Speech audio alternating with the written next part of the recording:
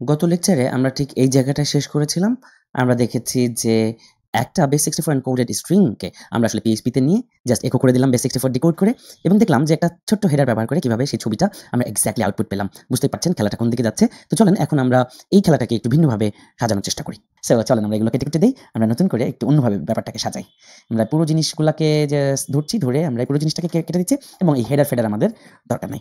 নাও চলেন আমরা যদি এই PHP তে কোনো একটা পোস্ট মেথডের ডেটা ধরতে চাই, ফর এক্সাম্পল image64 ভ্যারিয়েবলের মধ্যে যদি আমি পোস্ট মেথডে একটা ডেটা ধরতে চাই তাহলে $, দেন আন্ডারস্কোর, তারপরে হচ্ছে পোস্ট মেথড থেকে পোস্ট, দেন থার্ড ব্র্যাকেট শুরু, থার্ড ব্র্যাকেট শেষ, সেমিকোলন। এই পেটের মধ্যে আমরা কিটা দিব, কোন কি এর আন্ডারে আমরা ভ্যালুটা পাস করে নিয়ে আসতেছি। ফর এক্সাম্পল এটা হচ্ছে ইমেজ, ওকে, ইমেজ ট্যাগের আন্ডারে আমরা ভ্যালুটাকে পাস করে দিব এর কাছে, এই image64 এর কাছে। অলরাইট, সো এবার আমরা জাস্ট সিম্পল একটা কন্ডিশন ব্যবহার করতে পারি না, ইফ যদি এবার এই যে image64 এটার মধ্যে কিছু একটা ডেটা আসছে, এই জন্য আমরা ছোট্ট একটা PHP কমান্ড ইউজ করতে পারি। এভাবে আসলে মজা করতে করতে ছোট ছোট অনেক কিছু জানা হয়ে যাবে। strlen, ওকে,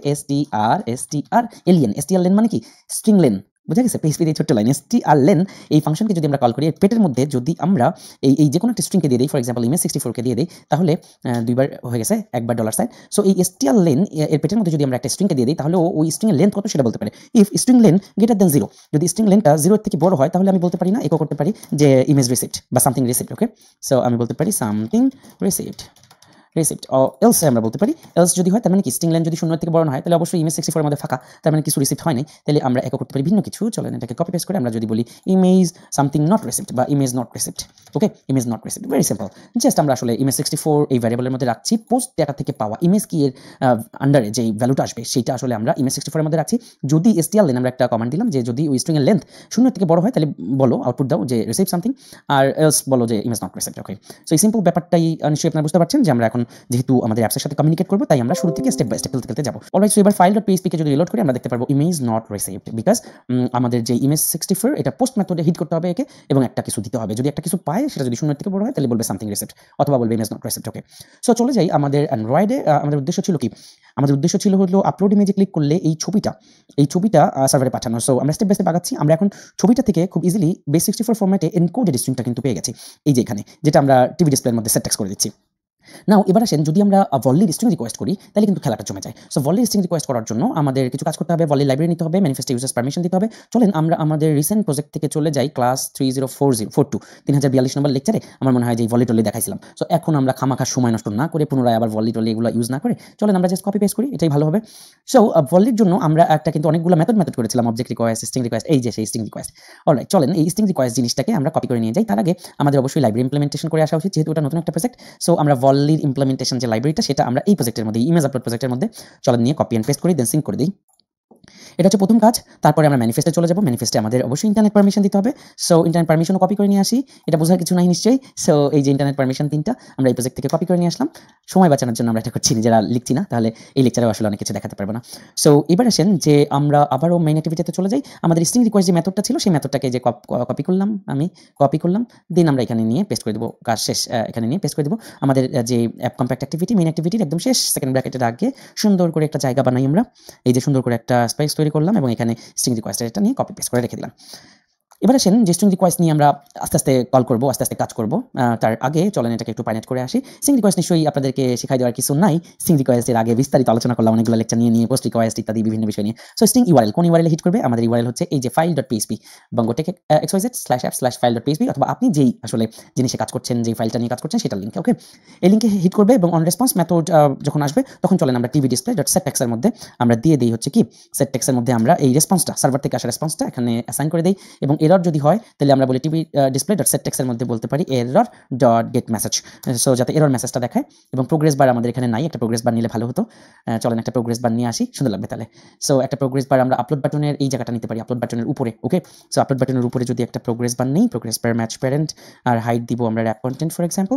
সো এটা একটা প্রোগ্রেস বার হয়ে গেল, এটাকে শেষ করবে। প্রোগ্রেস বারের একটা আইডি দিয়ে দেই, আইডি হচ্ছে প্রোগ্রেস বার, ওকে। একটা প্রোগ্রেস বার নিয়ে নিলাম এবং এটার ডিফল্ট যে ভিজিবিলিটি সেটা আমরা চলেন গন করে দিয়ে আসি। সো প্রোগ্রেস বার একে পরিচয় করাই দেওয়ার ব্যাপার আছে, চলেন এটাকে একটু পরিচয় করাই দিই। Progress bar and then progress bar equal to find view by id r.id.progress bar, progress বারকে পরিচয় করায় দেওয়ার পর্ব শেষ। নাও এই প্রোগ্রেস বার যখনই আসলে হিট করবে, স্ট্রিং রিকোয়েস্টটা যখন কল হচ্ছে তখন একদম শুরুতেই বলে আসতে পারি না যে প্রোগ্রেস বারটা সেট ভিজিবল, যখন আসলে স্ট্রিং রিকোয়েস্ট কল হচ্ছে তখনই আমি এটাকে কি করতেছি ভিজিবল করে দিই। অলরাইট, এবং একই সাথে প্রোগ্রেস বারকে আমরা আসলে গন করে দিব যখন আসলে সার্ভার থেকে রেসপন্স আসবে, তখন প্রোগ্রেস বারকে আবার গন করে দিব।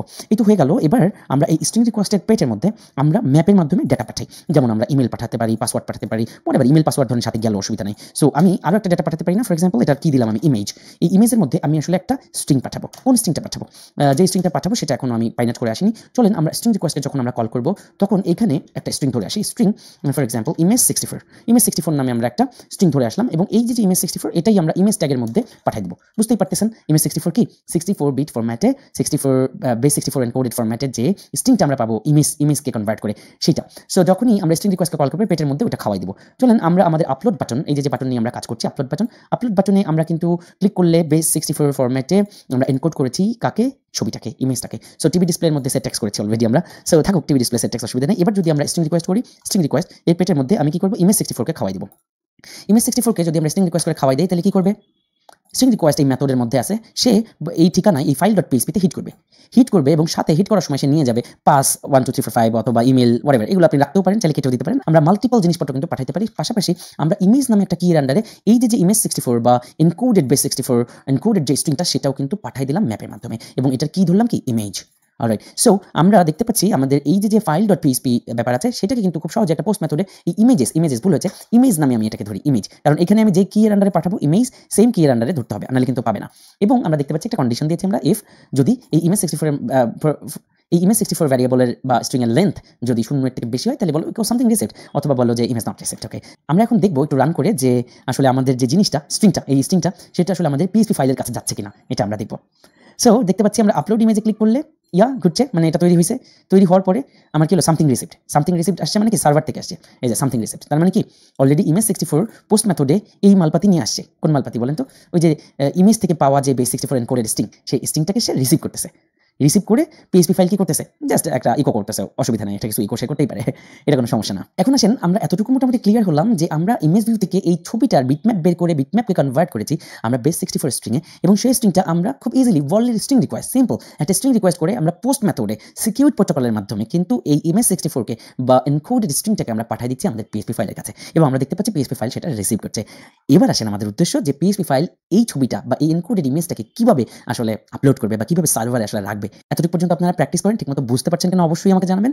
ডাটা কোথা থেকে কোথায় যায় এটা যেন ঠিকমতো একদম মাথার মধ্যে ধরে। ওকে, আপনাদের কাছে একদম দুধ ভাতের মতো সহজ মনে হবে আমি জানি, বাট তারপরেও একটু মনোযোগ দিয়ে বোঝার চেষ্টা করবেন, এবং প্রতিটা লেকচার বুঝে যতটুকু শিখালাম ততটুকু ক্লিয়ার হয়ে যাবেন। নিজে পিএইচপি ফাইল তৈরি করে প্র্যাকটিস করে সেই মতো কাজ করছে কিনা, আমি যেমনটা দেখাই তেমনটা কাজ করছে কিনা সেটা শিওর হবেন। ওকে, এবং প্রত্যেকটা লেকচার শেষে লেকচারের হ্যাশট্যাগ কত নম্বর লেকচার, হ্যাশট্যাগ সিজন 3, এবং আপনার মতামত আপনার অনুভূতি জানিয়ে অবশ্যই গ্রুপে আমাকে পোস্ট করে জানাবেন।